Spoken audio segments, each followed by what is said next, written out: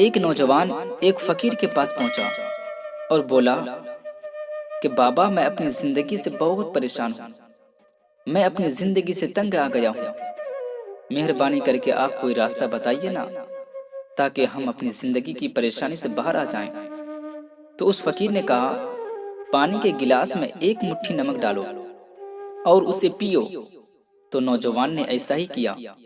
پھر فقیر نے پوچھا اس کو پینے میں تمہیں کیسا لگا؟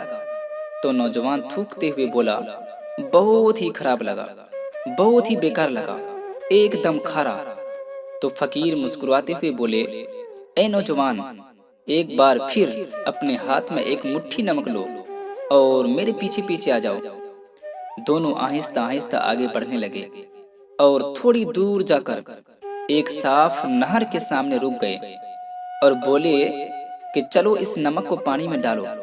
تو نوجوان نے ایسا ہی کیا۔ پھر فقیر نے نوجوان سے پوچھا اب اس نہر کا پانی پیو۔ تو نوجوان پانی پینے لگا۔ فقیر نے پھر پوچھا نوجوان اب بتاؤ یہ پانی پینے میں کیسا لگا؟ کیا اب بھی یہ پہلے والے پانی کی طرح خراب اور کھارا لگ رہا ہے؟ تو نوجوان نے بولا نہیں بابا، یہ تو بہت اچھا پانی ہے، یہ تو بہت میٹھا پانی ہے۔ تو وہ فقیر نوجوان کے پاس بیٹھ گئے اور بولے اے نوجوان بیٹے سنو، زندگی کے دکھ، تکلیف، پریشانی یہ سب نمک کی طرح ہے، نہ اس سے کم نہ زیادہ۔